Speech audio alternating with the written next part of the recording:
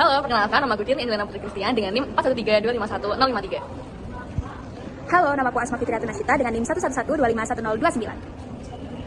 Halo, aku Nafisa Sarila dengan NIM 002251055. Halo, aku Intan Yulia Rahma dengan NIM 125251009. Halo, aku Syafa Rahma dengan NIM 171255113. Hai semuanya, kenalin nama aku Alia Khair STP Ganda Saro dengan NIM 161251083. Halo semuanya, perkenalkan nama aku Reswara Samanta dengan NIM 18525510003. Halo semuanya, perkenalkan aku Michael Dharma Saputra dengan NIM 434251148.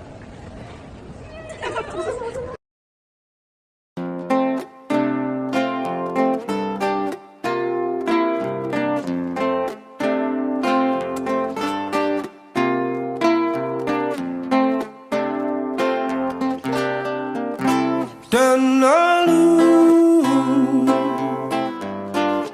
rasa itu tak mungkin lagi kini tersimpan di hati, bahwa aku pulang rindu bersamamu.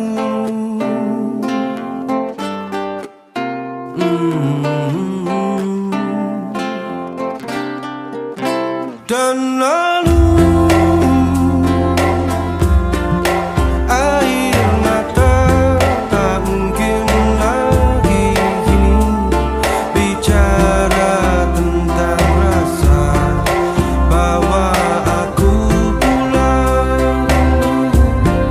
segera. Jelajahi waktu ke tempat berteduh hati kala biru, dan lalu sekitarku tak mungkin. Pada saat kita datang ke museum, kita disambut tentang penjelasan tentang masuknya bangsa Belanda ke Surabaya. Belanda masuk ke Nusantara melalui posisi dagang yang bernama VOC.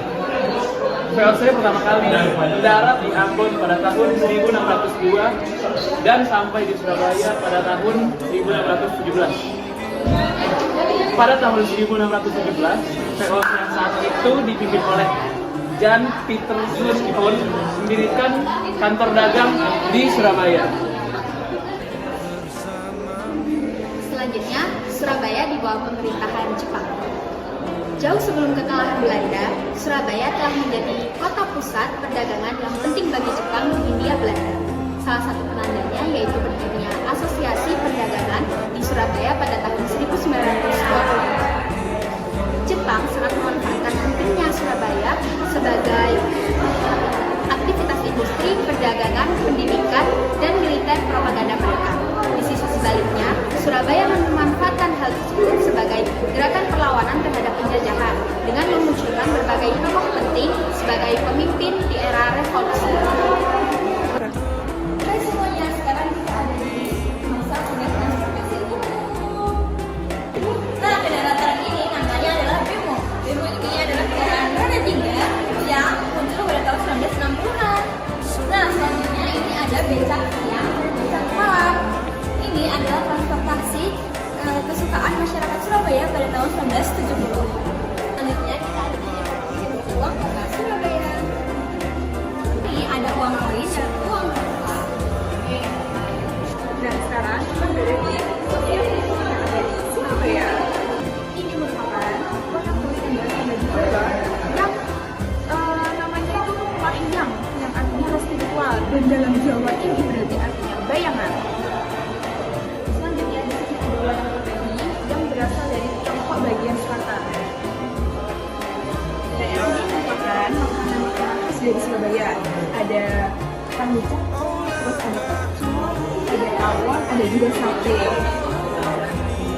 Dan di sini ada baju cak gandeng, terus di sebelahnya ada baju mantan legor, dan terakhir ada baju babar dan juga ibunya.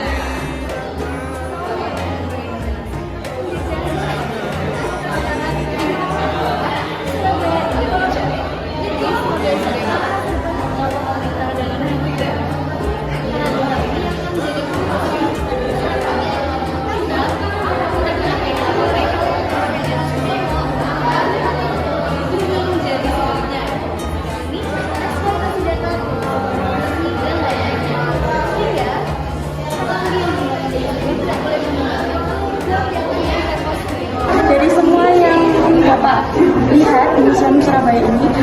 sih yang paling menarik dari buku Bapak Hasan?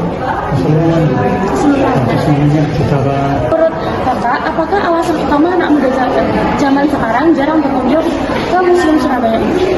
Ya karena sikonya lain dengan dulu. Kalau dulu kan anak-anak mudanya tuh mengingat masa lampau. Saran apa sih yang bisa Bapak berikan untuk meningkatkan apresiasi anak muda terhadap Museum Surabaya? Sebenarnya harus baca buku, ada tahu asal usul Surabaya, perjuangan Surabaya dulu itu gimana. Dari situ tahu pasti. Ini pertanyaan keempat ya untuk Bapak. Apa sih harapan Bapak terhadap peran museum di Surabaya di masa depan, terutama untuk anak-anak muda? Ya itu harus dirawat bersama berusaha. Terus kalau dulu tempatnya. Terima kasih banyak Bapak. Kakak sudah jadi pengelola selama berapa tahun ya Kak? Kalau soal pengelola sebenarnya bukan sih Kak, aku di sini tuh sebagai anak magang. Anak magang yang kebetulan ditempatin di Museum Surabaya. Oh gitu. Baik, saran pertanyaan saya yang pertama yaitu dalam sehari atau seminggu kira-kira ada berapa banyak ya Kak pengunjung yang datang ke Museum Surabaya ini? Kalau pengunjung sih ini sekitar mungkin seminggu ya bisa sampai 1.000. Oke, baik, saya lanjut pertanyaan kedua yaitu bagaimana tanggapan Kakak mengenai kunjungan masyarakat ke Museum Surabaya yang masih rendah kan tadi Kakak sebut 30 sampai 50 rata per Sebenarnya hari. itu udah tergolong banyak sih Kak. Soalnya kan nggak setiap hari itu 30, pasti ada high seasonnya kayak di hari-hari tertentu. Baik, selanjutnya menurut Kakak koleksi apa di Museum Surabaya yang paling baik dalam menceritakan tentang kearifan lokal khas Surabaya gitu? Pernah menjadi pusat perdagangan yang paling terkenal di Indonesia. Terus juga ada makanan-makanan yang Kakak lihat di zona 4, terus juga berbagai foto yang Kakak lihat di zonanya Belanda maupun Jepang. Baik, selanjutnya menurut Kakak lagi nih, apakah koleksi dan fasilitas di Museum Surabaya ini tuh sudah cukup modern dan menarik gitu buat anak muda di era sekarang? Sebenarnya kalau di antara museum yang ada di Surabaya ini, museum Surabaya ini sudah termasuk modern Kak. Karena kita kan juga menyediakan beberapa, seperti yang kalian lihat di zona situ kan ada kayak layar TV tuh. Di situ kita menyediakan animasi-animasi tentang peperangan dari Raja Mataram maupun raja-raja yang lainnya. Lalu sayang, ini pertanyaan terakhir, apa harapan Kakak ke depannya agar Museum Surabaya ini lebih dimanfaatkan masyarakat sebagai sumber pengetahuan, jadi khususnya agar mereka itu belajar tentang nilai-nilai penting dari kota Surabaya ini.